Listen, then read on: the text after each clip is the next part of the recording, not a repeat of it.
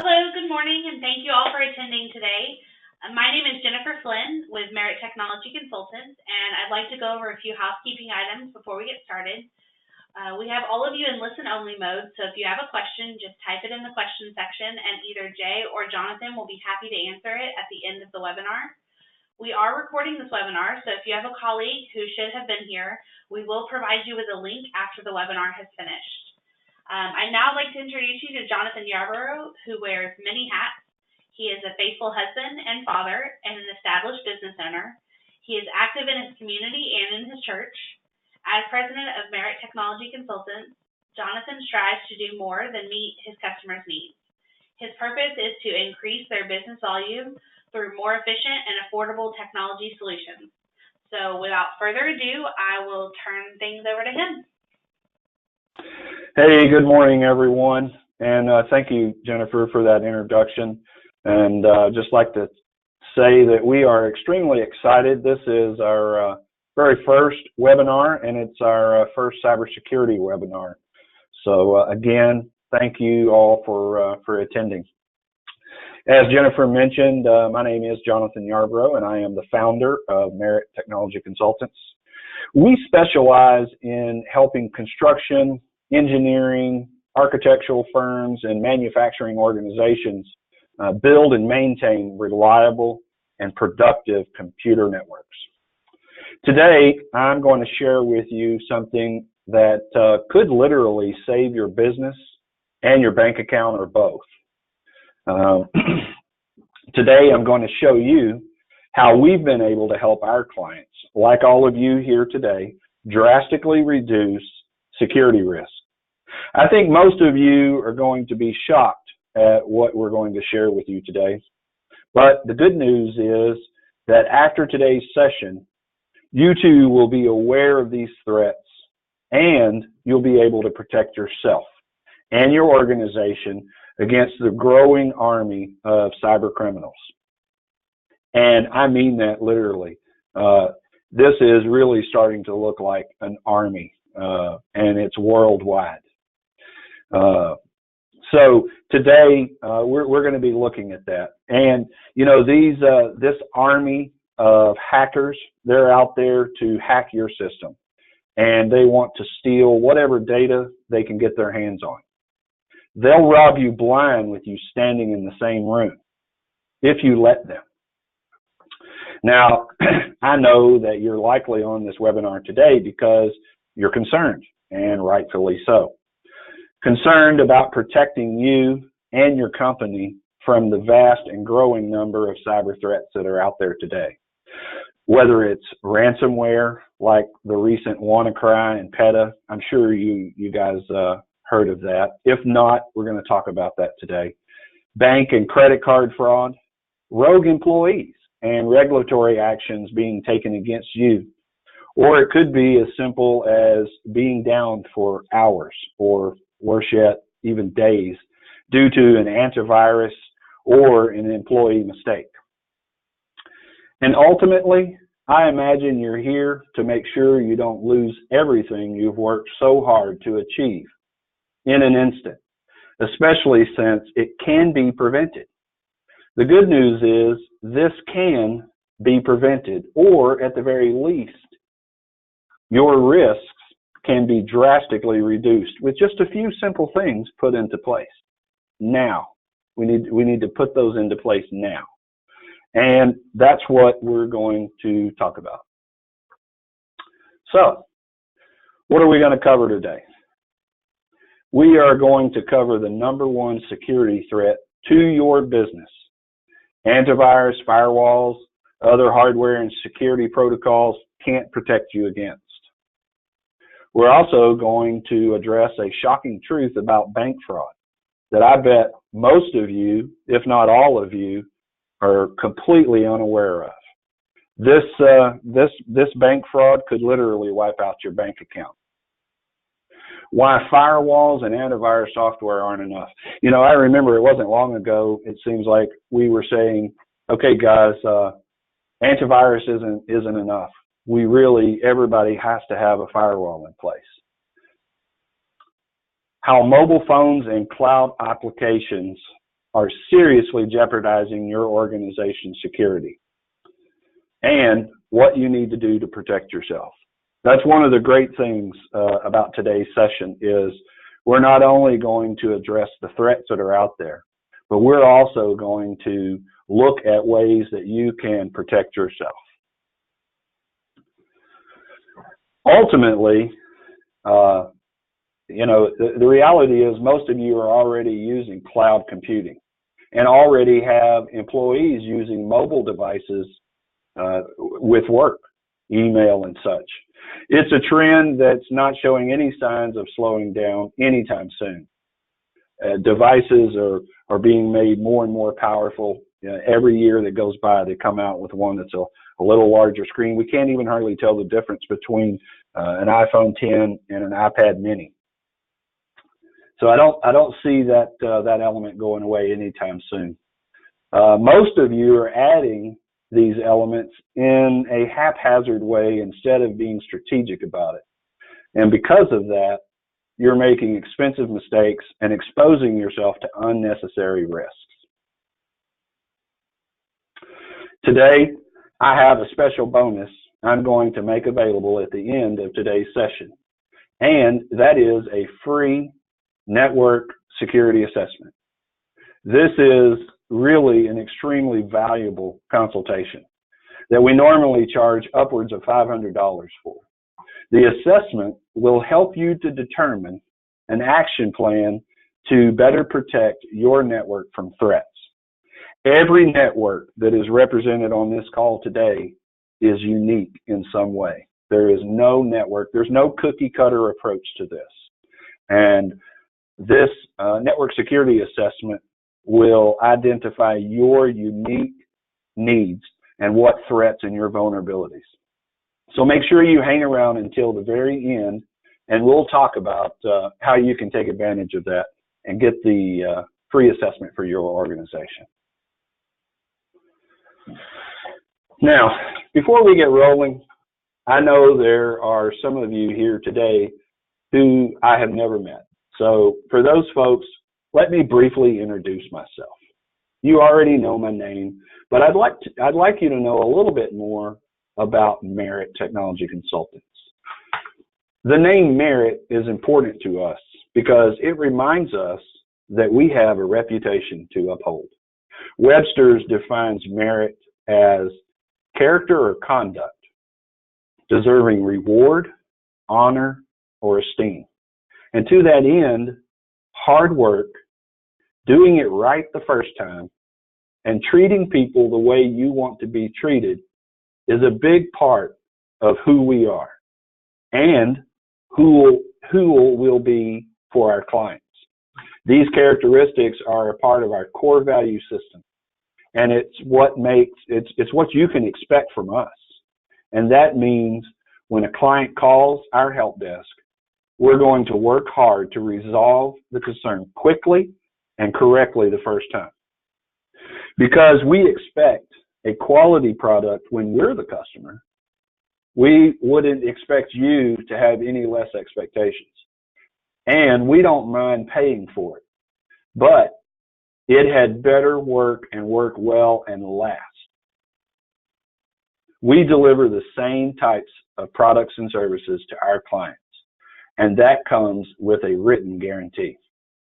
Another really important aspect of our DNA is that we don't want to just be someone's computer guy or computer gal, fixing machines when they break. But we want to be much more than that.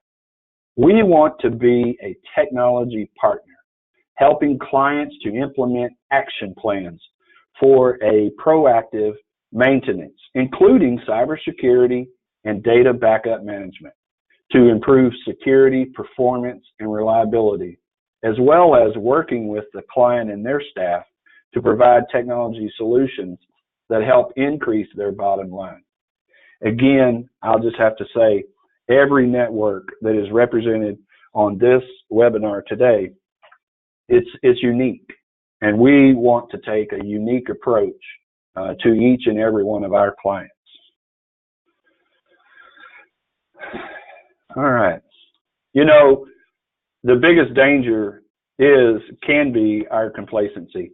First responders are an amazing group of people. I have been in a position that first responders are in frequently, every day, several times a day, and I didn't fare so well. And I hate to admit that over the years I have found myself complacent at times, taking these people for granted. I'm not out there riding the ambulance. I'm not in the police car. I don't see their job every day. It's not in front of my face. I have a different job. And so I don't always think about first responders until I see an accident on the freeway. I hear something in the news. Now, I'd never try to compare my work to that of a first responder. That's not what I'm trying to do here. But while doing regular research and development for cybersecurity, I have seen a lot of individuals and families devastated by the effect of complacency. Complacency in their network, right? Complacency in the security that's protecting their livelihoods. That's not like a first responder. That's not to that same level, but it's a great parallel, I think. Success in the context of our discussion today is that you might not have been attacked yet, or if you were compromised, the consequences weren't significant enough. Therefore, because of your success in not being targeted yet, you become complacent about security measures in your organization. Now, speaking of first responders, I'm joined today by Jay Ryerson. He works with us to make sure that we are protecting our clients from a cybersecurity perspective. Jay is a certified information systems security professional. Try to say that 10 times quickly. A certification typically earned by those that actually do the work necessary to secure business data. Jay is going to speak to some of the issues that business owners face trying to secure their business data. And Jay, I just want to say thank you very much for being with us here today. Oh, Jonathan, I appreciate it, and thanks and welcome to everybody who's on the call today.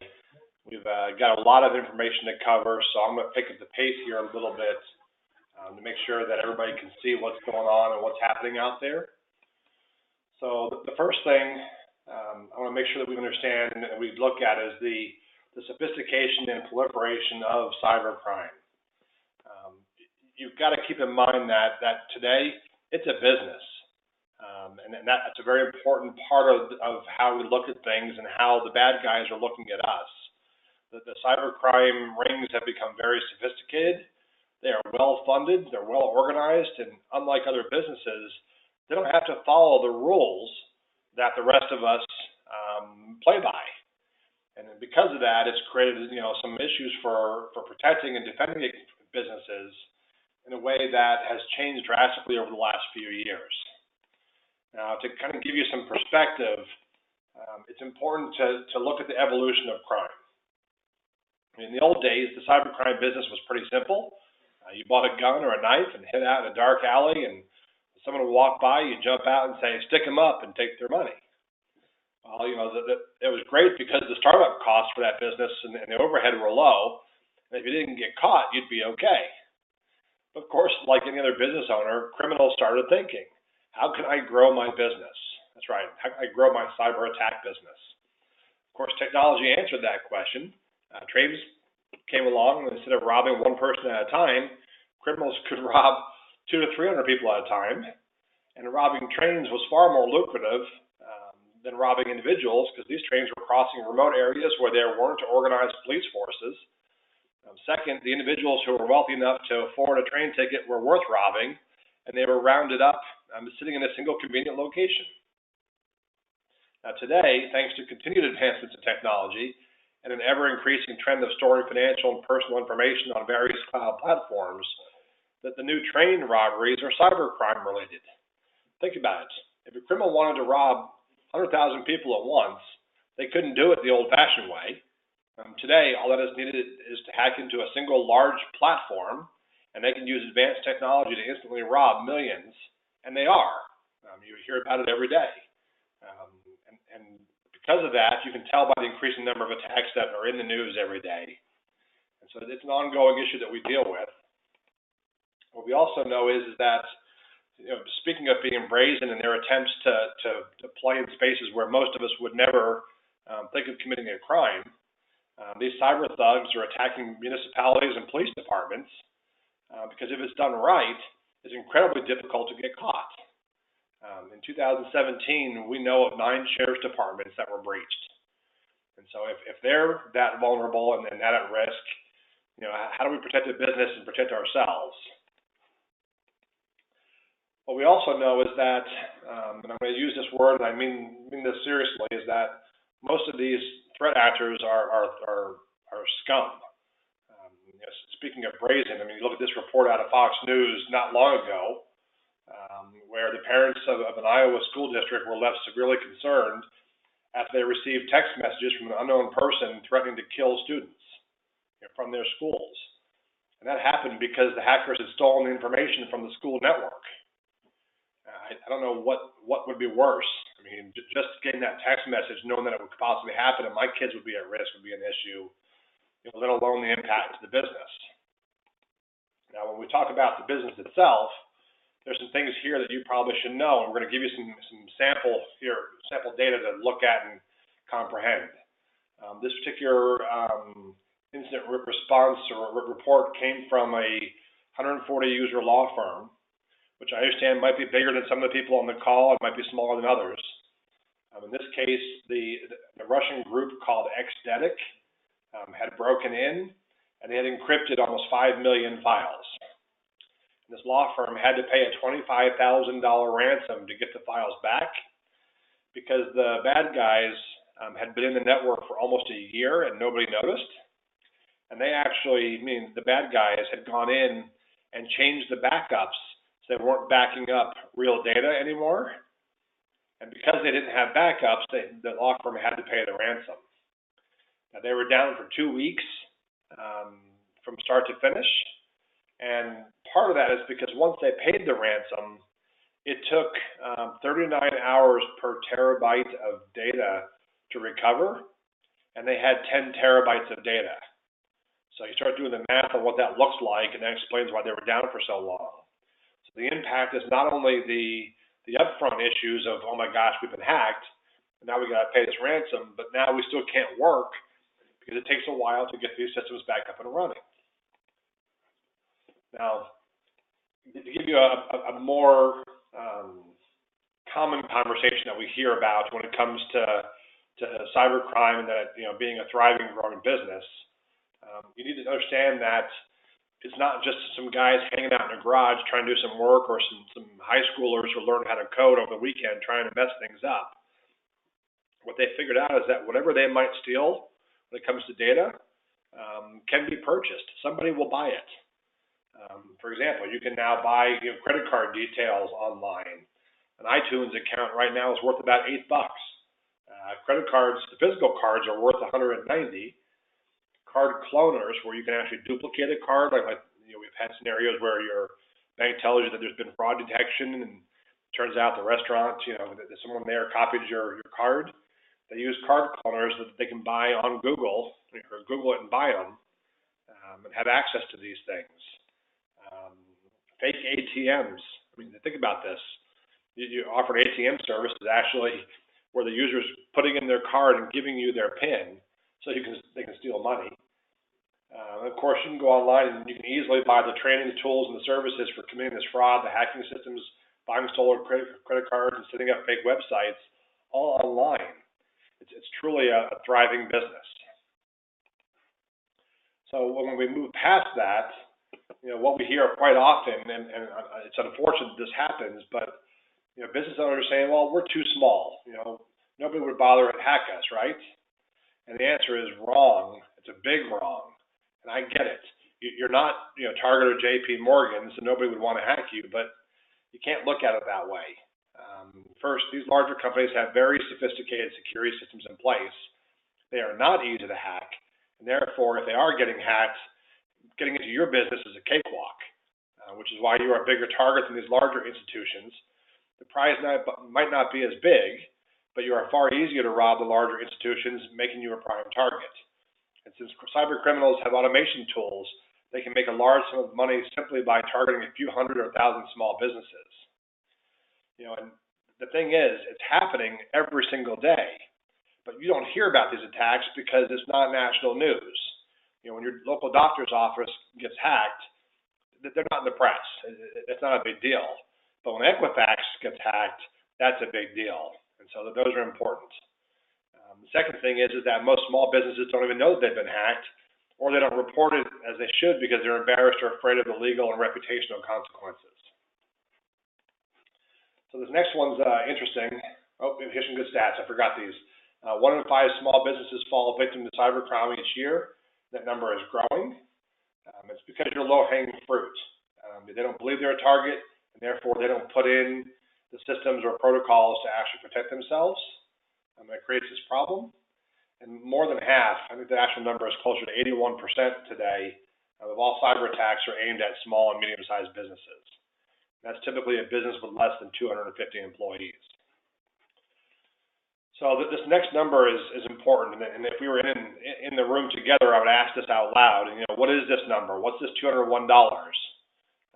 What's important is that is the average estimated cost associated with a stolen record, according to the Ponemon Institute.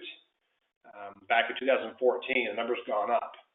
That cost is associated to the reputational damage, the loss of clients, any potential lawsuits that occur, legal fees, the compliance lawsuits, HIPAA, PCI, all those kinds of groups, the replacement and recovery of your data, the amount of downtime associated with being that way.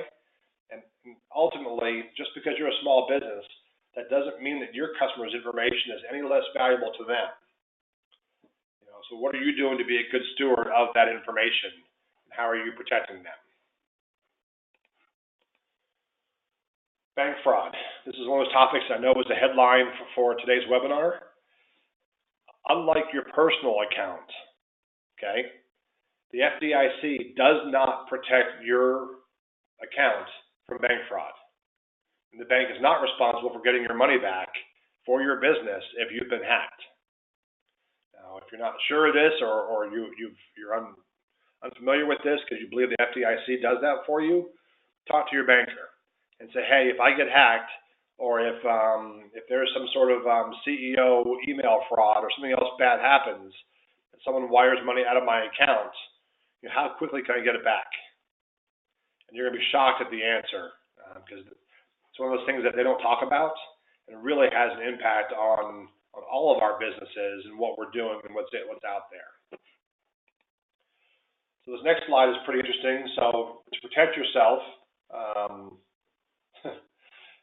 obviously if it happens to you, you want to cancel your debit cards because they're the number one way that bank accounts get compromised. You want to have a dedicated PC for online banking. But don't use that PC for accessing any other websites, email access, social media, or anything else for downloading files and applications. I'm going to recommend that you sign up for email alerts from your bank account whenever there's a withdrawal more than, say, $100, so that you're aware of it and what's going on. As a business owner, you've got to require that they have your signature and maybe even be in person if you can before any wire transfers occur. And you probably should consider spreading your money into multiple accounts to minimize the risk so that you're not putting yourself in jeopardy if one account gets breached into. Okay, social media. You've probably heard this by now because it's been out in the press for a while, but there are close to 600,000 Facebook accounts are hacked every single day. And a lot of us, most of us early on, use the same password across all these different tools that we use online because passwords are hard to remember. Well, if they get in your Facebook account, what else do they get access to? And it's not just Facebook. I'm not picking on them specifically, but it could be LinkedIn, it could be Pinterest, it could be any other tool that you use where you're using your email address and a password that puts you at risk. Of course, this picture here is actually a phishing attack. It's an email that comes in where the threat actors are going phishing. They're dropping their hooks in your mailbox to see if they can get you to click on this box or this little link right there to update your account online. If they can get you to do that, then they win because they've got access to all of your key and fun stuff. Threat number 2 is the significant loss of productivity. Your employees that are using social media at work are costing you money.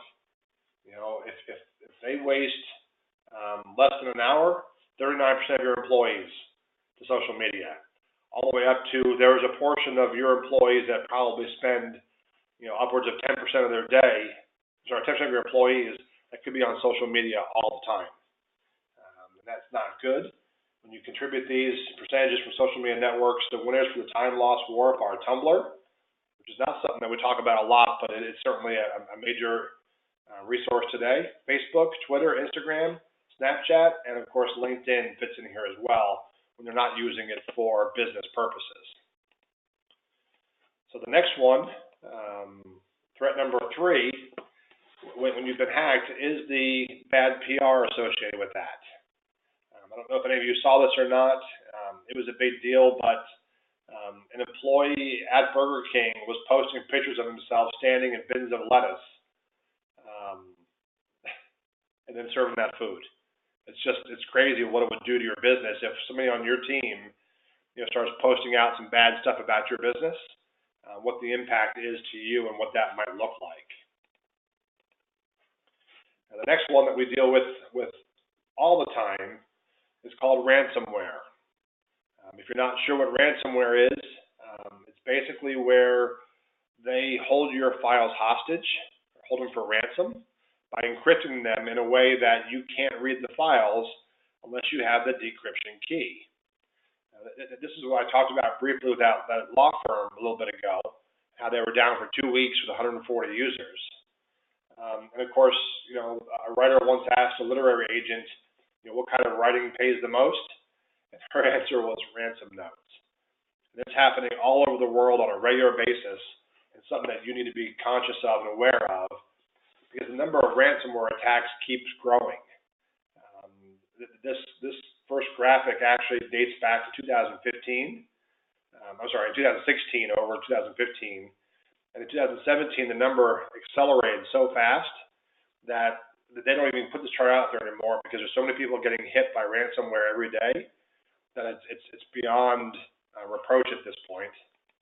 To the point that Newsweek in May of last year put out a note that the number of ransomware attacks over the previous year was already up 250%.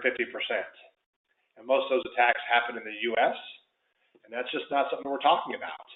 You don't go to your local chamber meeting or your local school meeting and talk about ransomware because no one's talking about it. So the next threat that we deal with is called shadow IT. And this has to do with your employees wanting an easier way to work. And in doing so, they've opened up your network to threats coming from places that you didn't even know you were paying attention to. And the easiest example is when an employee says, hey, I want to use Dropbox so I can see my files this weekend so I can work from home. Well, they could do that, but in doing so, they've opened up your network now to where if their home machine gets infected, it can make its way into the office, and you don't even know if they've stolen files or not, and whether they're actually using a real Dropbox app or if they're using a fake one that's been hijacked. And so they're putting your business and your reputation out there and putting it at risk. Next one we deal with, and I think that 2018 is going to be a much larger number than what we saw earlier this decade. That's the amount of mobile malware that we're seeing.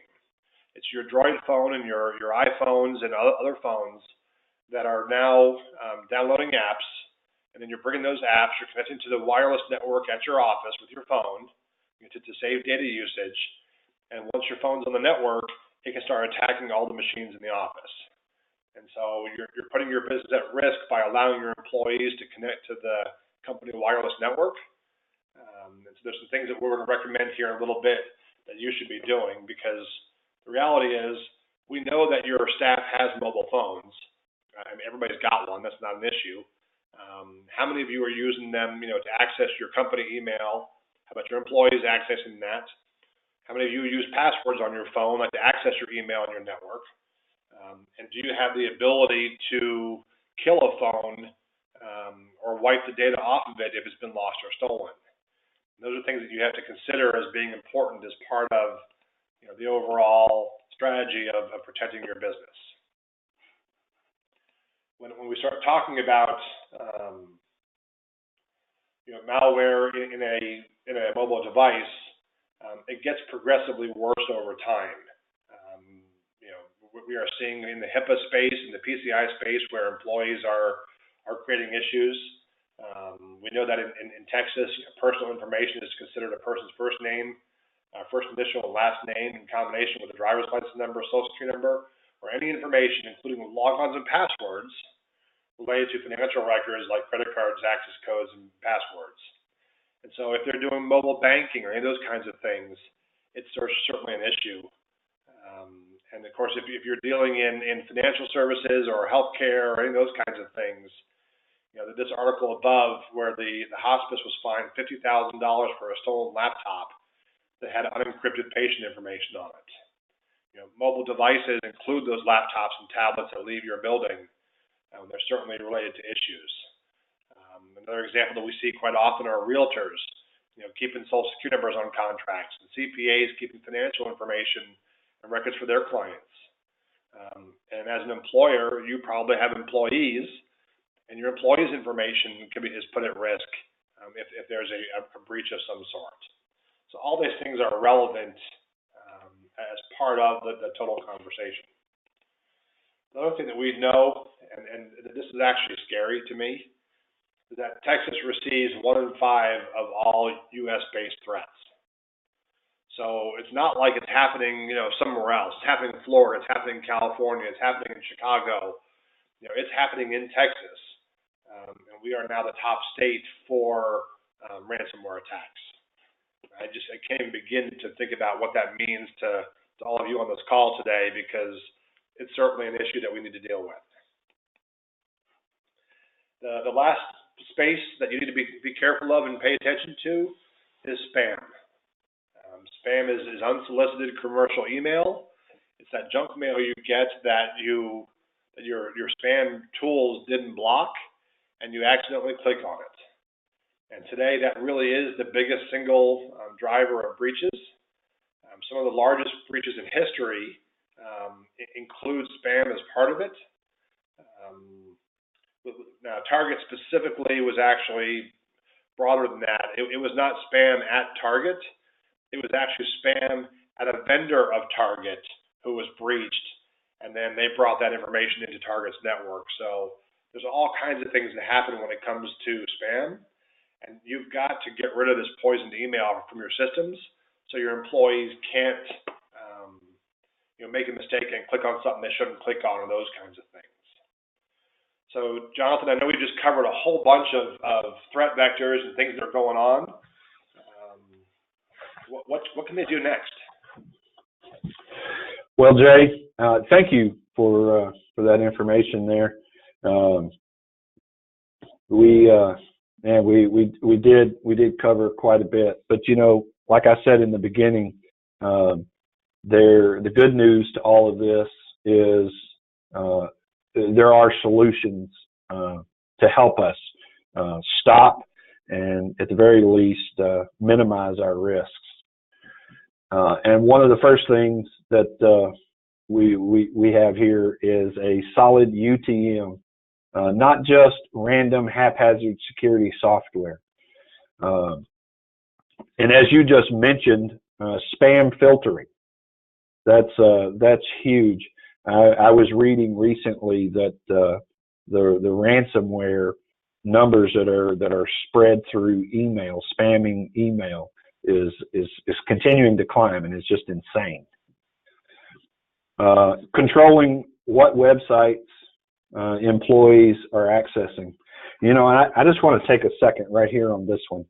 I know that I have had a lot of conversations with some, you know, really great business owners who have a phenomenal culture in their organization. And I feel like that when we start trying to put some controls on our threats, unfortunately what happens is, you know, we lose some freedoms that come along with that. You know, and you can think about going into an event like an NFL game or NBA game. You know, if you want to take a bag inside, that might be convenient, but outside at the security check, it's going to become inconvenient. But it's necessary when we think about our security there, while we're there. Go and enjoy the game. And so I feel like, you know, there are business owners out there that are worried about how it's going to affect the culture inside their organization. And I would just like for you to stop and think for a minute. If you became one of these slides, what culture are you going to have to consider then? So managing those websites is a huge part of that. Lock down the use of third-party cloud apps like Dropbox. You know, the good news is here, there are quite a few options out there that are secure, encrypted, work actually better than Dropbox. And so there's, and they're inexpensive as well. That's, you know, that's kind of the sad part is while they're not free, like, you know, some of the Dropbox accounts, the smaller accounts there, the overall cost is, you know, pennies on the dollar. Implement a mobile device policy and security protocol. I can't tell you how many times I have been called out, prospect, and in some cases, you know, customers who didn't heed the warning about mobile devices and securing all devices. But they call and say, you know, something's wrong with my laptop, my desktop. And after some investigation, a very large number of times it started off with an infected phone or an infected tablet. And that's where they started getting notifications and pop-ups. And yeah, I had to wipe that phone. And so there are ways that we can protect those devices, just like your laptops and your desktops. And it's important, and it's that too, along with the spam filtering. Mobile devices, those infection numbers are growing quite rapidly just this year. I was reading. Force passwords that are difficult to hack. That's probably some people's, you know, biggest angst is that right there. All these passwords.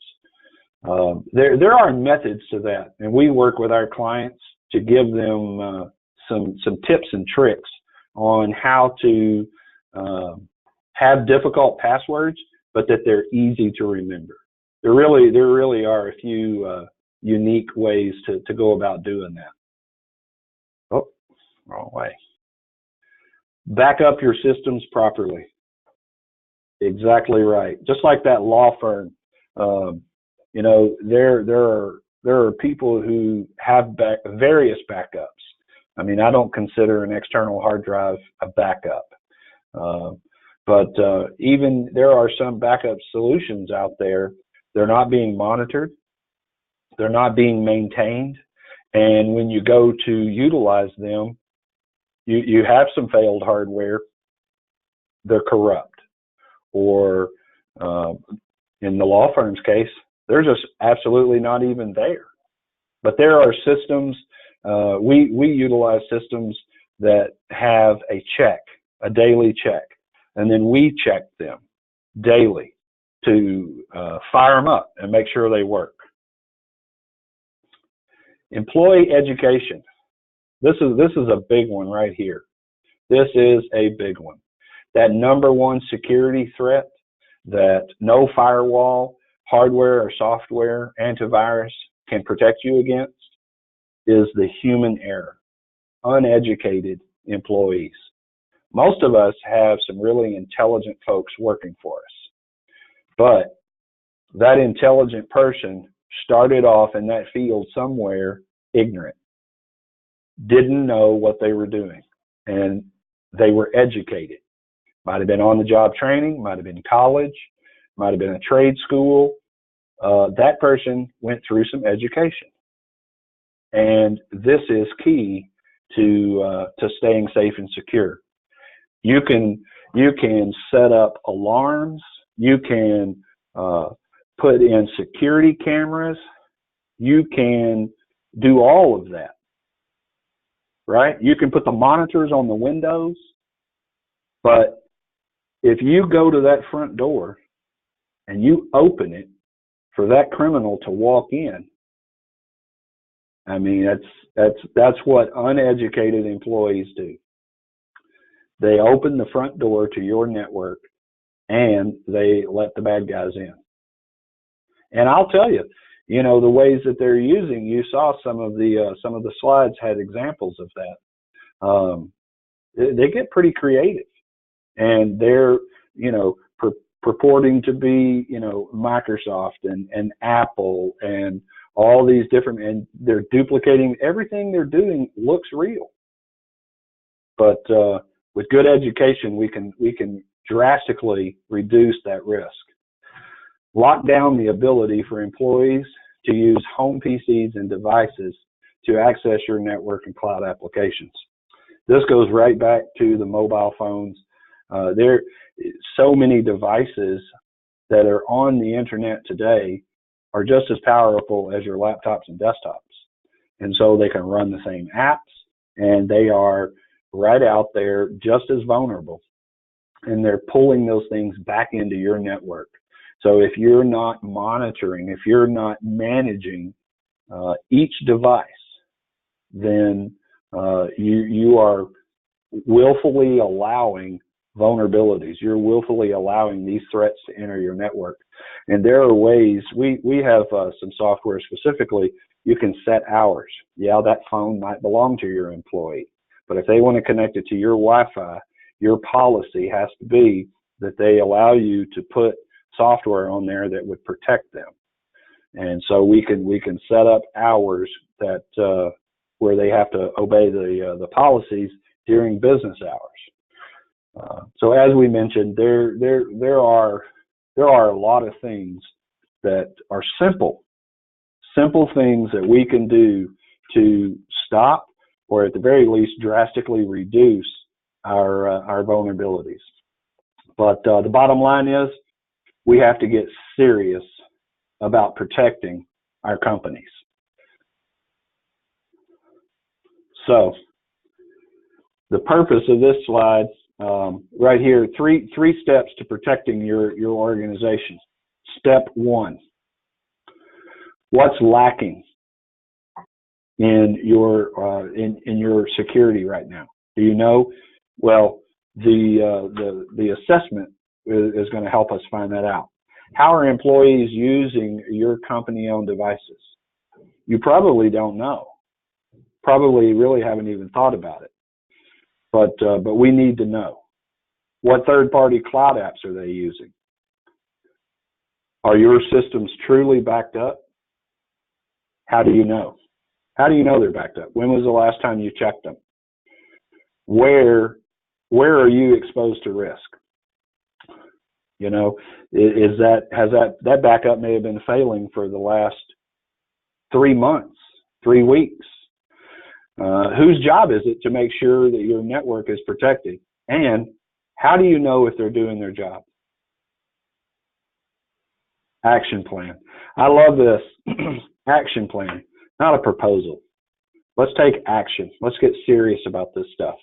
And based on what's discovered in the threat assessment, what do we need to do to ensure your systems, your network, your devices are protected. That the threat assessment is going to help us create the action plan.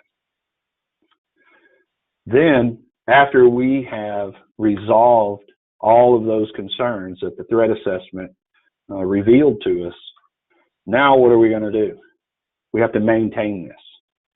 You definitely don't want to, take a set it and forget it approach.